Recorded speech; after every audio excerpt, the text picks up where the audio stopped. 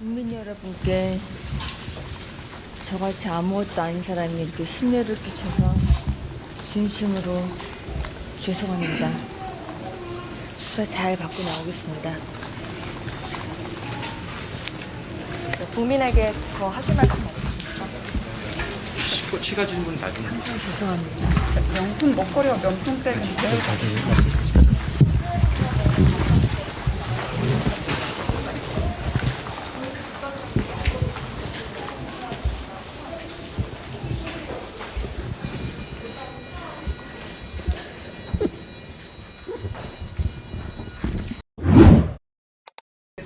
네, 그렇습니다. 김 여사는 오후 1시부터 다시 조사를 받고 있습니다. 특검팀은 오전 10시 23분쯤부터 조사를 시작해 1시간 30분 동안 오전 조사를 이어갔는데요. 이후 점심시간을 가진 뒤 조사를 재개했습니다. 김 여사는 밖으로 나가지 않고 경호처 직원들이 미리 준비한 도시락을 먹은 것으로 파악됐습니다. 조사는 건물 12층에서 진행되고 있습니다. 변호인 3명이 입회한 가운데 한문혁 부장검사 등이 도이치모터스 관련 의혹부터 조사하고 있는데요. 김 여사가 원하지 않아 영상 녹화는 하지 않고 있습니다. 오늘 조사할 의혹은 도이치모터스 주가 조작과 공천 개입, 통일교로 연결되는 건진법사 청탁 의혹 등 5가지입니다.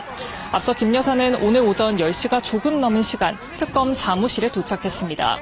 조사실로 향하기 전 아무것도 아닌 사람이 이렇게 심려를 끼쳐서 진심으로 죄송하다며 수사를 잘 받고 오겠다는 짧은 입장을 밝혔습니다.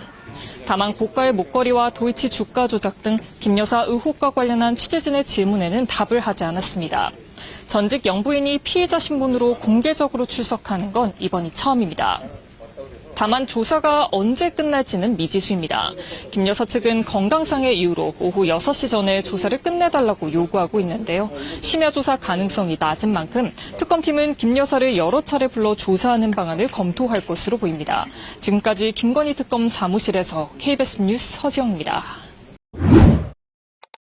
앞서 말씀드린 것처럼 도이치모터스 주가 조작 관여 의혹, 그리고 명태균 무상 여론조사, 그리고 공천 개입 의혹, 건진법사 전모 씨를 통한 통일교 청탁 로비 등의 의혹이 우선 조사가 이뤄질 걸로 보이고요. 네. 총 조사 질문지는 약 100페이지 정도로 알려졌는데 각 의혹마다 부장, 부부장 검사 등의 주임 검사가 배당돼서 질문을 던지게 됩니다. 네. 주요 의혹 외에도 제기된 의혹이 16가지나 됩니다. 어떤 것들이 있을까요? 우선 특검법상에 적시된 김 여사를 둘러싼 의혹들이 아주 많은데요. 16가지입니다.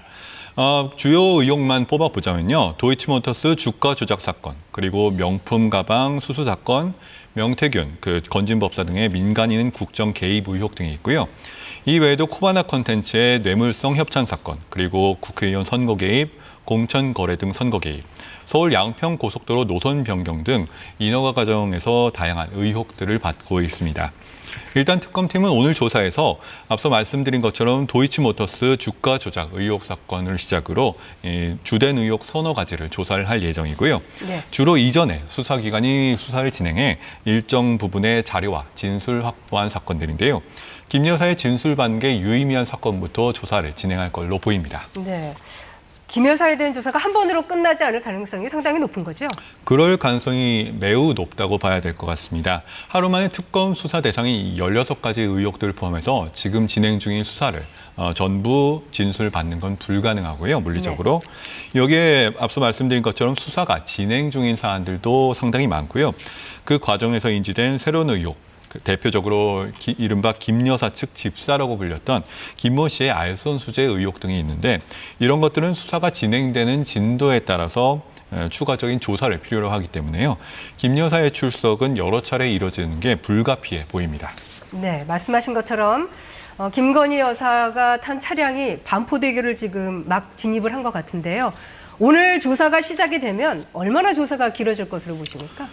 우선 김 여사 측에서는 출석을 하더라도 묵비권, 그러니까 진술 거부권은 행사하지 않겠다. 이런 입장은 미리 밝혔고요. 대신 짧게 한 건씩, 그러니까 의혹 한 건 한 건씩 나눠서 조사를 받겠다. 이렇게 특검 측에 제안을 했지만 특검 측은 이 부분을 거부를 했습니다. 받아들여지지 않았고요. 6시 이전에 조사를 끝내달라. 이런 요청도 한 걸로 보이는데 네. 수사기간이 제한되어 있기 때문에 이 부분은 받아들여지지 않았습니다. 따라서 원칙적으로는 김 여사의 동의를 전제로 심야 조사 가능성도 열려 있는 상황입니다. 윤 전 대통령의 법률 대리인단인 유정화, 최명성, 최지우 변호사 이렇게 3명이 조사에 입회를 하게 될 예정입니다. 네. 그러면은 오늘 그 조사 대상인 의혹들에 대해서 하나하나 좀 들여다보죠. 네, 주요 의혹부터 설명을 드리겠습니다. 이른바 도이치모터스 주가 조작 의혹입니다.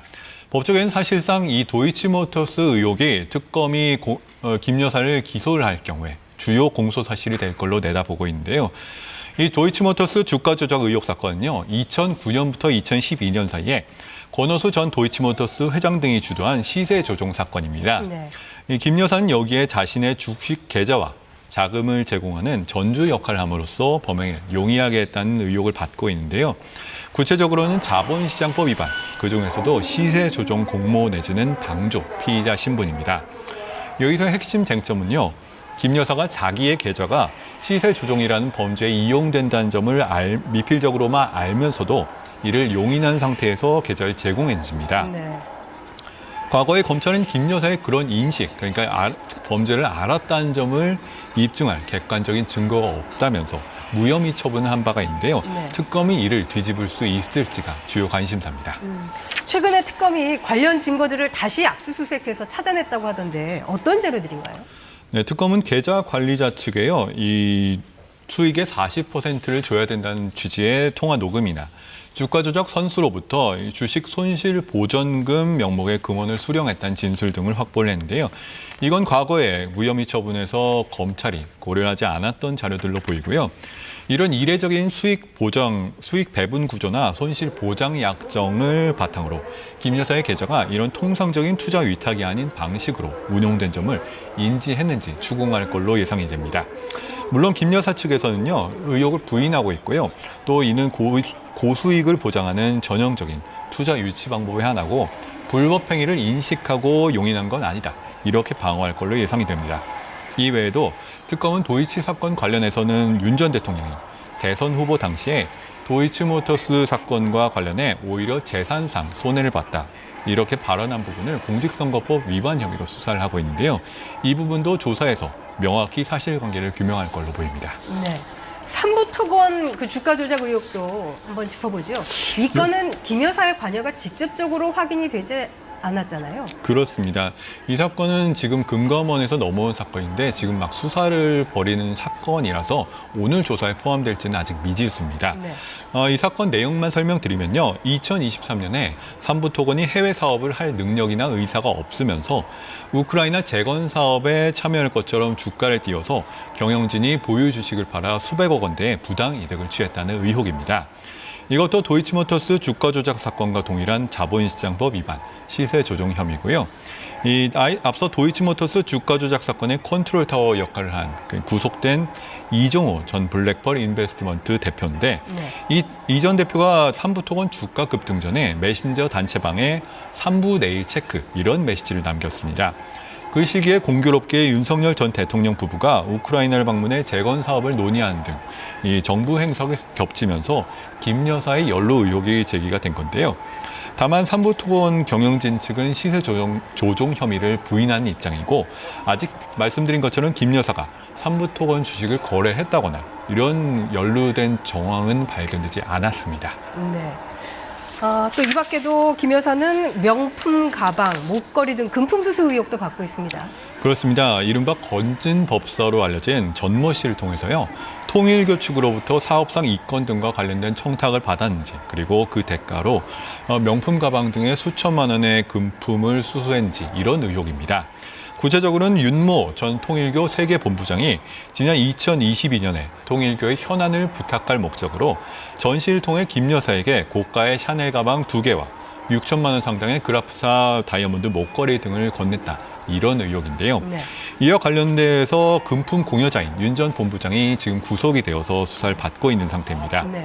아마도 오늘 조사에서 이 의혹을 수사를 하게 된다면 김 여사에게 금품이 전달이 됐는지 그리고 전달이 됐다면 대통령의 직무에 관한 사항을 알선한다는 명목으로 금품을 수수했는지 여부가 신문 대상이 될 걸로 보이고요. 네. 일단 비서를 통해서 물품을 교환했는지 이 공여자 진술을 통해서 특검은 일단 김 여사 측이 최소한 금품 사실을 알고 처분권을 행사한 걸로 의심을 하고 있는데요. 김 여사 측은 역시 의혹을 부인하고 있는 입장입니다. 네. 금품수수 의혹은 과거 김 여사가 받은 명품백 관련도 있는데 그때는 검찰이 무혐의 처분을 했었는데 이것도 재수사 대상인가요?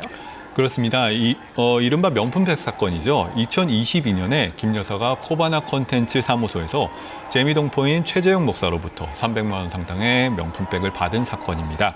청탁금지법은 공직자의 배우자가 이 공직자의 직무와 관련해 한 번에 100만 원 그리고 또는 연간 300만 원 넘는 금품 수수를 금지를 하고 있는데요. 배우자에 대한 직접적인 처벌 규정은 없고 이 공직자가 배우자의 수수 사실을 안 경우에 신고 의무가 있고요. 이를 어기면 형사처벌 대상이 됩니다. 앞서 검찰은 이 사건에서 청탁금지법상의 배우자 처벌 규정이 없고 또 최 목사가 주장한 청탁 내용이 직무 관련 대가가 있다고 인정하기가 어렵다면서 김 여사를 무혐의 처분했는데요. 이게 직무 관련성이 있는지가 특검의 재조사 대상입니다. 네. 김건희 여사가 9시 32분에 자택을 출발해서 현재 특검 사무실로 이동 중인데요. 곧 도착을 할 것으로 보이고 그때 다시 또 얘기 나누도록 하겠습니다.